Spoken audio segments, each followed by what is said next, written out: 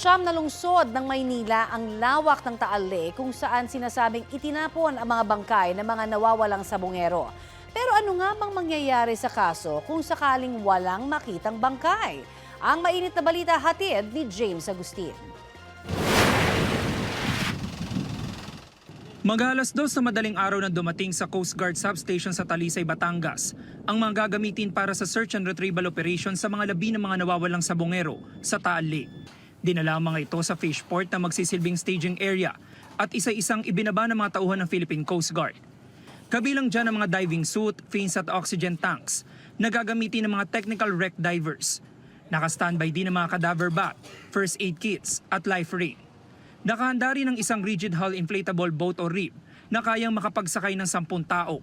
Maging ang 3 rubber boats na kaya naman makapaglulan ng 3 hanggang 4 na tao. Ayon sa DOJ, sisimulan ng paghahanap sa labi ng mga sabongero sa Taal Lake. Depende sa lagay ng panahon. Merong fish pond list yung isang suspect na tinutukoy natin. Ayun ang ating ground zero natin sa start. Kasama sa composite team na sisisid sa Taal Lake ang elite force ng Naval Special Operations Command ng Philippine Navy.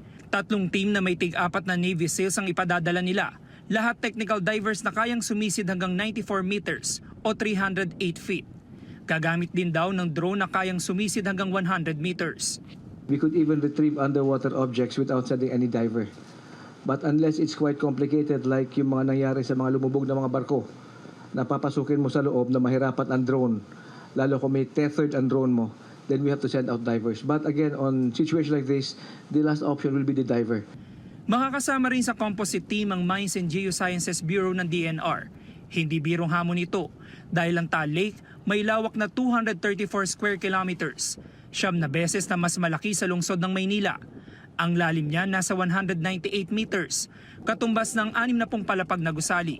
Malalim kasi yung lake mahigit 100 meters yan sa deepest part, kung saan may crater. So, depende yan kung saan. And then, yung organic matter kasi na lumulubog, siyempre lumulubog doon, hindi na makapenetrate din yung sunlight kaya madilim. Binabantayan din ang lagay ng Bulkan Taal na nakataas sa Alert Level 1. Sa Lawa, safe naman yun kasi Alert Level 1. Again, TBC lang yung nirecommend natin na huwag pasukin. Ang PNP hindi lang daw sa Taal Lake naghahanap. Meron kami mga island na binibisita. May mga areas kami not only around Laguna or Batangas, but in other parts of the metro and of course in the underlying areas. Saka na namin ididila. Sabi ni DOJ Assistant Secretary Mico Clavano, walang epekto sa kaso sakaling walang ma-recover na labi sa lawa. Hindi raw absolutely necessary na mahanap ang katawan ng biktima para patunayan ang krimen ng pagpatay.